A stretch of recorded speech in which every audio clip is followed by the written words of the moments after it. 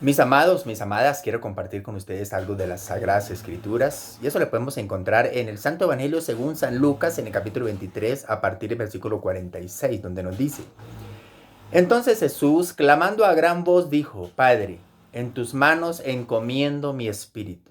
Y habiendo dicho esto, expiró. Esta última palabra que dijo Cristo en la cruz del Calvario, estando allí en agonía, lo dijo en cumplimiento de la labor que el Padre le había encomendado desde antes de la fundación del mundo. Precisamente porque la orden que el Padre le había encomendado a su Hijo era que entregara su vida a favor de aquellos que habían de creer en Él. El Santo Evangelio según Juan capítulo 3 versículo 36 nos dice: el que tiene al Hijo tiene la vida. El que rehúsa creer en el Hijo no verá la vida, sino que la ira de Dios está sobre él. Y precisamente en el mismo instante en que Adán se separó de Dios por causa del pecado, porque en el momento en que comió del árbol de la ciencia del bien y del mal, quedó separado de Dios, porque Dios no puede ver el pecado. Y quedó separado de Dios hasta cuando llegara un Redentor. Y ese era nada menos que el segundo Adán, Jesucristo. El Señor Jesús, 100% Dios, 100% hombre. Y antes de la fundación del mundo estaba establecido de que el hombre ya iba a caer en pecado, pero que iba a haber un Redentor, y era el mismo Dios hecho carne. Y Cristo vino a cumplir las órdenes del Padre, que estaban establecidas desde antes de la fundación del mundo. Y en cumplimiento de esas órdenes establecidas por el Padre, Él ya estaba culminando esa labor que cumplió en 3 años en su ministerio aquí en la tierra. Se hizo hombre y habitó como nosotros. Sintió las mismas necesidades que nosotros tenemos. Sintió hambre, sed, cansancio. Estuvo tentado, lo mismo que ha sido tentado el hombre. Cuando el Espíritu de Dios, ahí en Mateo capítulo 4, versículos del 1 en adelante, hablando sobre la tentación de Jesús en el desierto, dice que fue llevado por el Espíritu al desierto para ser tentado por el diablo. Lo que el diablo se le olvidó es que uno de los atributos de Dios que no fueron compartidos ni con el hombre ni con los ángeles es que Él nunca peca. Así que no cayó en pecado porque es el hombre perfecto, el Cordero de Dios que quita el pecado del mundo, y no había defecto alguno en Él. Ningún defecto hay en Dios. Y Cristo como Dios era perfecto y es perfecto y sigue siendo perfecto. Así que la única manera de poder haber redención en el hombre era que el mismo Dios se hiciera hombre. La unión del hombre pecador con el hombre perfecto que es Dios es Jesús. Porque Dios no puede ver pecado. Precisamente en ese mismo momento, cuando el Señor Jesús clamó y dijo a gran voz: Padre, en tus manos encomiendo mi espíritu. Y habiendo dicho esto, expiró. El mismo Señor Jesucristo en el Evangelio de Juan les había dicho a sus discípulos que nadie me quita la vida, sino que yo mismo la pongo. Tengo poder para ponerla y tengo poder para volverla a tomar. Este mandamiento recibí de mi Padre. Y el Señor Jesús pudo entregar su vida en este momento, entregó el Espíritu porque él había recibido una orden del Padre, que era necesario que uno se sacrificara por todos. Un solo hombre bastó, una sola ofrenda bastó para que todos fuéramos salvos. Y qué gran privilegio de nosotros poder haber aceptado a Cristo como único y suficiente Salvador. No hay otra manera. Ninguna religión puede transformar la vida del hombre.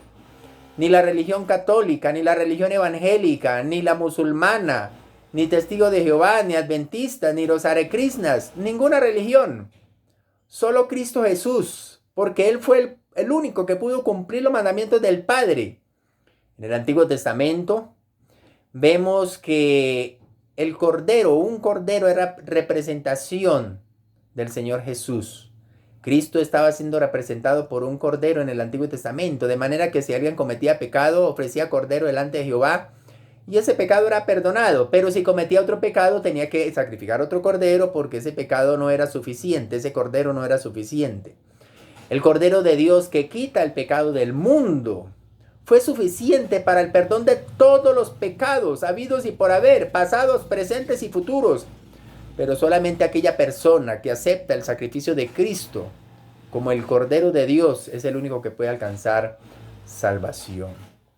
El mismo apóstol Juan, en una conversación que tuvo Cristo con Nicodemo en Juan capítulo 3, en el versículo 16, el Señor Jesucristo hablándole a Nicodemo le dijo: de tal manera amó Dios al mundo, que ha dado a su Hijo unigénito, para que todo aquel que en él cree, es decir, que solamente los que creen, serán salvos, no se pierda, mas tenga la vida eterna.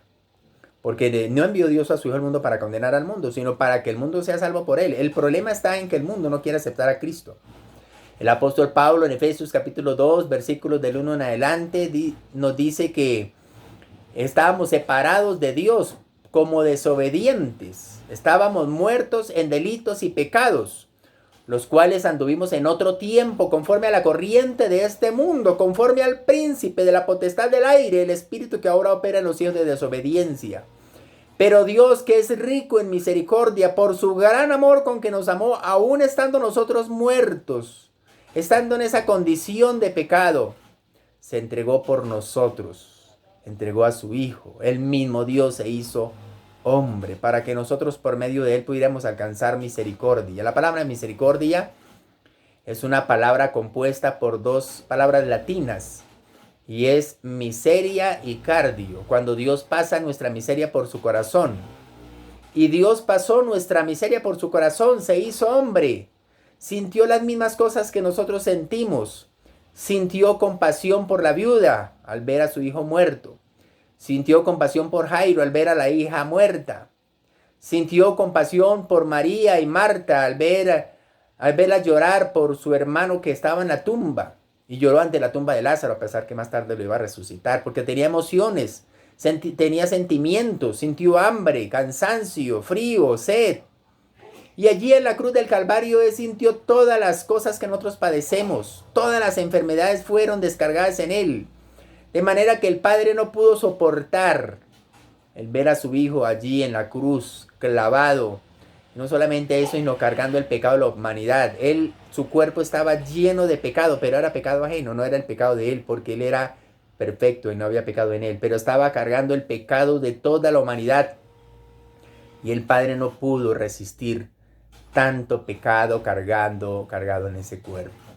Se sintió separado del Padre. Pero después que murió y resucitó, venció la muerte. Y en este momento estaba entregando el Espíritu, cumpliéndose lo que el mismo Señor le había dicho a la iglesia. Nadie me quita la vida, sino que yo mismo la pongo. Tengo poder para ponerla y tengo poder para volverla a tomar, porque este mandamiento recibí de mi Padre. Cristo vino a cumplir todos los mandamientos del Padre y nosotros en Cristo estamos completos. Hemos cumplido todos los mandamientos de la ley de Dios. Todos los mandamientos de la ley de Moisés fueron cumplidos en Cristo Jesús. Y a nosotros estar en Cristo Jesús hemos cumplido toda la ley, el 100%. Las leyes ceremoniales, las leyes morales. En Cristo estamos completos.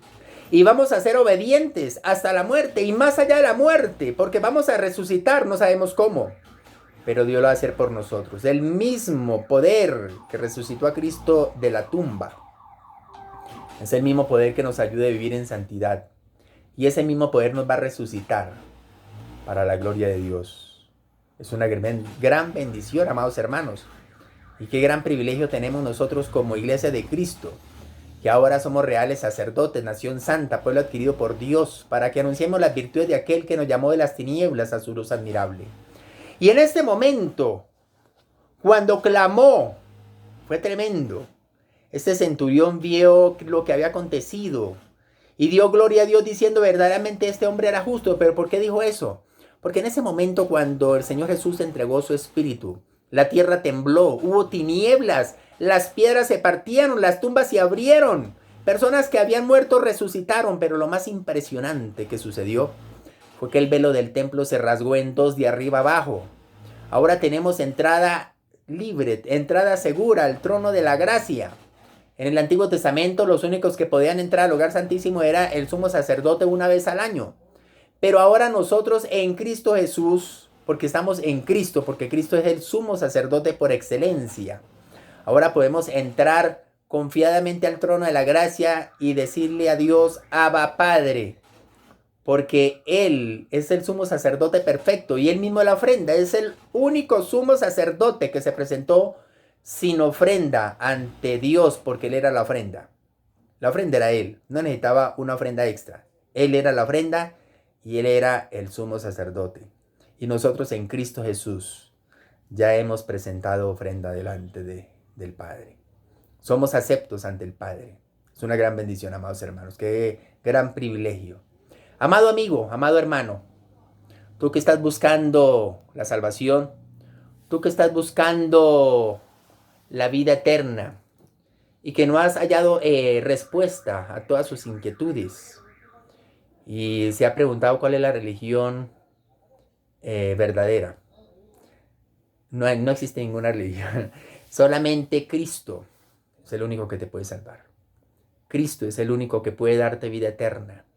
Y Él está esperando con los brazos abiertos para recibirte. Y la única manera de ser salvo es por medio del Señor Jesucristo. ¿Quieres alcanzar salvación? ¿Quieres tener la vida eterna? Si quieres, puedes repetir conmigo esta oración.